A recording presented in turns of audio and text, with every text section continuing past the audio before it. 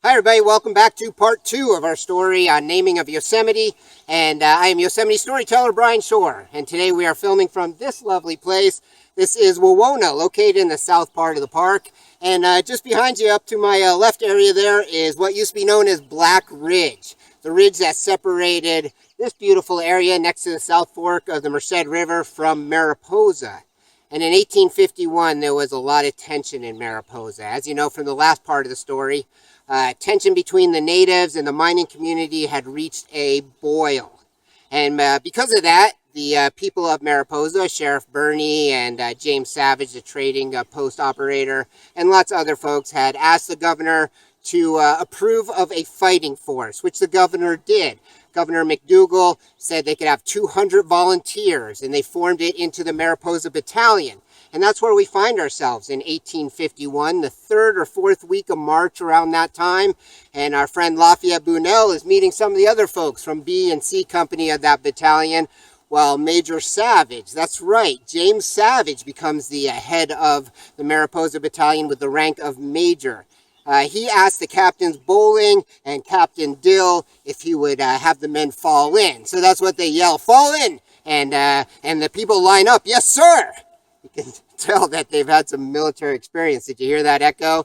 That was the guy down the way, just past Bob McGee there. You see the big guy? That's Mr. Tunnehill from Texas. He's boisterous, to say the least. We'll keep our eye on him. Well, anyhow, they form up, and Major Savage, he starts to tell the folks what they're going to be doing today. Today, the plan is from the commissioners, the Indian commissioners, that they will head over the ridge, Black Ridge, into this area here. Their goal, their task, is to bring in all the native tribes so that they can sign treaties down on the Fresno Reservation. And if they don't come in voluntarily, the word is to subdue them. So Major Savage dismisses everybody. They start to get their mules and their horses all ready for the trip.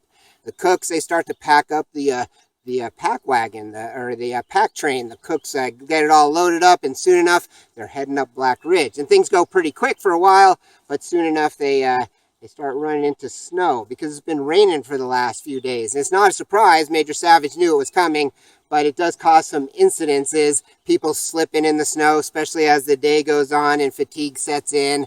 Some other people try to steer their animals, but their animals know the trail better than they do. As a matter of fact, as night comes and that snow gets deeper up to 4 feet in some places, they start to lose their way. But fortunately, Major Savage has a friend in the battalion. His name is Bob, at least that's what they call him, and he's a native, and he guides them over Black Ridge through the night. That's right, they don't stop. They have a little bit of hot drinks through the night and take little breaks, but generally there's no stopping. And Bob leads them right down to here, where they surprise a local rancheria. It's before sunlight, and they sneak up. And Major Savage asks all the men to line up with their rifles ready. And that's what the Nuchu wake up to. Seeing that they're at a disadvantage, they instantly surrender. And the day continues with them captive. They call this area Pelichon, a good place to stop. And that's what the battalion does. They stop right here, and just down the way, Lafayette Bunel and some of the other folks start to set up camp. A camp that Major Savage will send runners out to the local tribes, enticing them to come in and to make treaties with the commissioners. And most of them do actually come in, a little hesitant at first, as you could understand. But one person who is definitely missing is the chief of the Awanichi, the grizzly people, the grizzly bear people, does not show up. He doesn't show up until the next morning. By then, everybody is awake, and through the mist of the day, here comes Chief Tenaya looking for Major Savage. And they have words together.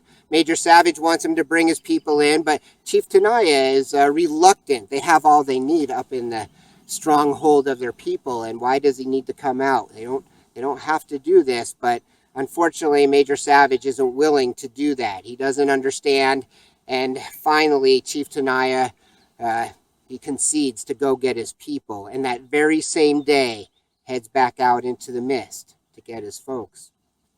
Well, the next day, Bunel wakes up, has his cup of tea with all the other people in the battalion, and what are they going to do today? Well, more tribes come and arrive, and they start to gather the natives together. But who doesn't show up? That's right, the Owanichi. And for Major Savage, that's the end of his patience. He decides that what they're going to do is they're just going to go into the stronghold and gather up the Owanichi. But there's an issue, right? Who's going to watch the Nuchu? Who's going to watch all the equipment? He has to split the group. So Captain Bolin comes up with a plan. What he's going to do is have a little race. Ooh, that's pretty exciting. A little foot race is the idea. Right here through this meadow. So while the men start to clear a course, Lafayette Bunel, he starts to have a little drink of brisk tea. So he's all ready to go. And he finds himself lined up at the beginning of the course. Next to him, Bob McKee, his buddy from lining up that day before, and past them some Nuchu Indians. Kind of a surprise, but it turns out they've proxied with some of the slower people in the battalion, and they're going to be in the race. And when that gun goes off, they take off like greased lightning. And Bunnell's a little behind, but he's going fast. Bob McKee, he's way up ahead. Everybody's running, and 100 yards later, they stop. Speedy Bob McKee, winner of the day that day. But the Nuchu Indians, they certainly held their own. One of the other people to cross the line in time, Lafayette Bunel. And the battalion is divided with the group who's going to go. Mr. Savage, the major, he has an announcement to make that night. He talks to his men. Tomorrow, men, we're going to go into the stronghold of the grizzly bear people. Be prepared for an early start. Curious what it's going to be like? Me too. Join me in the next episode, episode 3 of Naming of Yosemite.